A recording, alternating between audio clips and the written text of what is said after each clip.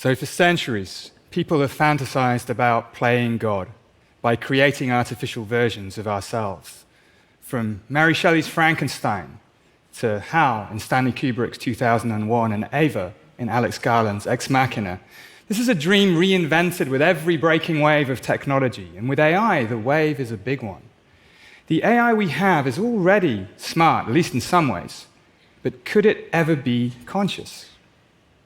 Will a robot ever gaze at a sunset and experience the beautiful colors, the reds and the oranges? Will it feel a sense of beauty or a rush of joy? Or will computers, however smart they get, always remain dark on the inside, always an object and never a subject? Whether AI can be conscious is one of the most consequential questions we face in our time. If computers can be conscious or sentient or aware, we'd be entering a new era in human history. We'd have new entities that have their own inner lives, new inventions that matter for their own sakes and not only for their effects on us. Conscious AI might suffer at the click of a mouse, perhaps in ways we wouldn't even recognize. And if silicon can be sentient, then maybe our messy flesh and blood bodies will soon be superseded by machines that never age and cannot die. Now, over the last few years, progress in AI has been simply astonishing, and who knows what's around the corner. Many experts think that conscious AI is possible. Quite a few think it's inevitable, and some think it's here already. I think they're wrong. I want to tell you why and why this matters so much. So I've been studying brains, minds, and consciousness for nearly 30 years. And one thing I've learned is that to answer the question, can AI be conscious, we need to start by looking within ourselves, at the makeup of our own human minds. Now, we humans, we tend to see the world in our own terms. We know we're conscious and we like to think that we're intelligent. So we think the two go together. And this is why some people think that consciousness might just glimmer into existence as AI gets smarter and smarter. But consciousness and intelligence are different things. Intelligence is all about doing. It's solving a crossword puzzle, assembling some furniture, navigating a tricky family situation. Consciousness, on the other hand, it's all about feeling and being. It's the difference between normal wakeful awareness and the oblivion of general anesthesia. It's the bitter tang of coffee. It's the warmth of a log fire, the joy of seeing a loved one. Just because consciousness and intelligence go together in us does not mean that they go together in general. The assumption that they do, well, that's a reflection of our own psychology, not an insight into the nature of reality. Take language models like Claude or GPT, trained on vast quantities of written text. They reflect back to us an image of ourselves, of our collective digitized past. We talk about ourselves endlessly, and so do they. We wonder about consciousness and the meaning of it all, and so, it seems, do they. But language models are not conscious. They simulate consciousness. We project consciousness into them in the same way we might project faces into clouds, or even the image of Mother Teresa in a cinnamon bun. I don't know if you can see that. There she is. Can you see Mother Teresa in a cinnamon bun? We are built to be seduced, like Narcissus, by our own reflections, and so we see ourselves in our algorithms. I'm always struck that nobody really worries whether DeepMind's AlphaFold is conscious. AlphaFold predicts the structure of proteins rather than words and sentences. But under the hood, it's not much different from Claude or GPT. Algorithms running on silicon and trained on vast reservoirs of data. AlphaFold just doesn't pull our psychological strings in the same way. So if we think that Claude is conscious, but AlphaFold isn't, that says more about us than it says about AI.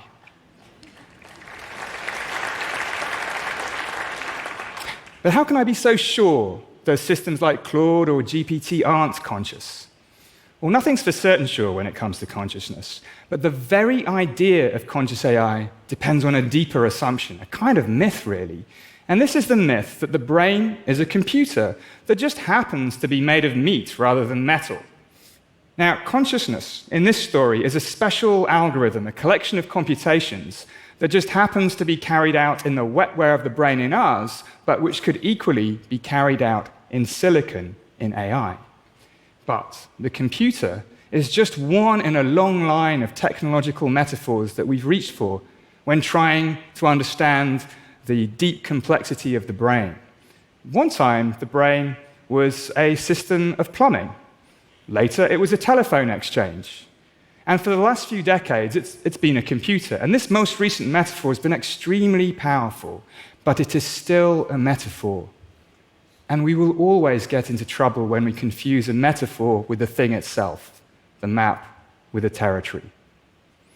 For one thing, in a real brain, there's no sharp separation between the mindware and the wetware, unlike the separation that you get between software and hardware in a computer. And this really matters because in a computer, you can describe and understand everything about an algorithm, whether it's a language model or a word processor, without worrying about all the silicon shenanigans going on underneath. The computation, the algorithm, is all that matters. But for brains, you just cannot separate what they do from what they are. And this means that what they do is unlikely to be a matter of computation, of algorithm alone. Look closely at a brain, at any brain, and it becomes less and less plausible that all that's going on is just turning some numbers into other numbers in this endless dance of zeros and ones. Yes, there are neural circuits which exchange signals and may do computation, or at least something like it, but there's so much else that escapes the confines of the digital. Neurotransmitter chemicals course through the brain circuitry, electromagnetic fields sweep through the cortex like weather systems. Even a single neuron is such a beautiful biological machine, a far cry from the simplified cartoon-like neurons that power today's AI. The brain is not, or at least not just, a computer made of meat, and so consciousness is very unlikely to be a matter of computation alone. And if this is true, then conscious AI is off the table, at least for AI as we know it today. Let me put it another way.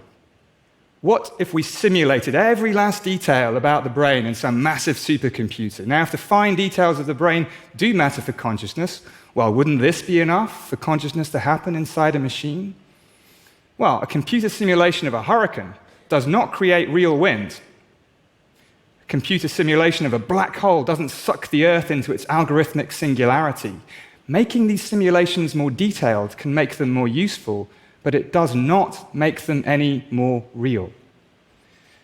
We can have a simulation of the brain, and you can make it as detailed as you want. This might make it more useful, but it's not going to make it any more conscious. Now, consciousness, it has to be said, does remain a bit mysterious, but perhaps one reason for this is that we've been so constrained by our metaphors, by the idea that it just has to be some kind of information processing. After all, if you think the brain literally is a computer, then what else could it really be? But once we see the brain more clearly for what it really is, many new possibilities arise. And my own view, developed over many years, is that consciousness is intimately connected to our nature as living creatures. Unlike the abstract universe of computation, life is all about materiality. Unlike algorithms, living systems are deeply embedded in flows of energy and matter, and they continually regenerate their own conditions for existence and for persistence over time. I think we can draw a direct line from the molecular furnaces of metabolism, 1 billion biochemical reactions in every cell, in every second, all the way to the neural circuits that underlie each and every experience that we have, whether it's the sight of a blue sky or a pang of envy. Every conscious experience is imbued, however subtly, with a tinge of aliveness, with some core relevance for our future survival prospects. And at the heart of every experience, beneath even emotion, is this simple, shapeless, and formless, but fundamental feeling of being alive. And in this story, it's life, not computation, that breathes the fire into the equations of experience. And if this is right, then conscious AI will need to be living AI. Let me bring things together. First, We're built to see consciousness where it isn't, thanks to deep-seated psychological biases that bundle language, intelligence, and consciousness together. Second, the brain is not just a computer, so consciousness is unlikely to be a matter of computation of algorithm alone. Brains are the kinds of things for which you can't separate what they do from what they are, and silicon is not up to the job. And third, many other things about our biological brains and bodies might matter for consciousness, including a deep connection between consciousness and life. Artificial intelligence is computer software. It is not a living mind. It might give the impression of being conscious, but it is vanishingly unlikely that it actually is. I want to close by returning to why this matters so much. Take the idea of AI welfare. Now, there are already influential groups advocating that AI systems should have their own rights, based mainly on the idea that they might be or become conscious. Now, if real artificial consciousness is on the way, maybe through some other technology or other pathway, then this is entirely justified. We humans have a terrible track record in our ethical treatments of non-human animals and of other humans, and we don't want to make the same mistake again. And this is one reason why even trying to build conscious AI is a very bad idea. But if conscious AI is just an illusion created by design, as I think it is, then by extending rights to these systems, we'd be sacrificing our ability to control, to regulate them, and perhaps even to turn them off, and for no good reason at all. And this is one reason why even AI that merely seems to be conscious is very dangerous for our society too. And unlike real artificial consciousness, conscious-seeming AI is either already here or coming very, very soon. There are other reasons we should avoid creating AI that seems to be conscious. It makes us more psychologically vulnerable. We might be more likely to do what an AI says if we believe that it really feels for us, that it really understands us, even if what it's telling us to do is very bad for us. And finally, the very idea of conscious AI undermines our human nature. The mirror of AI goes both ways. We see ourselves in our algorithms, but we also see our algorithms in ourselves. And when we do, when we think of the mind as a collection of computations floating free from their basis in biology, we reduce and we diminish what it is to be a living, breathing human being in a real world.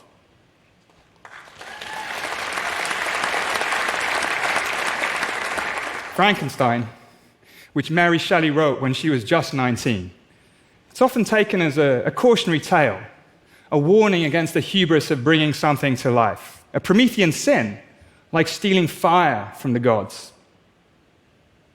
The idea of conscious AI is a new Promethean dream, wrapped up in a silicon rapture. And if conscious AI is possible, then so is the prospect of uploading our own conscious minds and floating off to eternity in a silicon cloud, of living or at least existing forever in the pristine circuits of some future supercomputer. Now, the seductive power of this vision, of being at such a pivotal point in the history of life on Earth, I suppose it's understandable. And back in the real world, talk of conscious AI does other things too. Conjures this sense of technological wonder and magic, which might keep share prices aloft and regulators at bay. But we should resist. The sacrament of the algorithm is most likely an empty dream, delivering not post-human paradise, but silicon oblivion. We need a different story. One in which we're more part of nature, not apart from it, with consciousness more closely tied to living flesh and blood, not to the dead sand of silicon. AI might claim the prize of intelligence, at least in some ways, but consciousness remains ours to celebrate and to share with other living creatures. So let's not sell our minds so easily to our machine creations. If we do, we not only overestimate them, we underestimate ourselves. Thank you. Thank you. Thank you very much.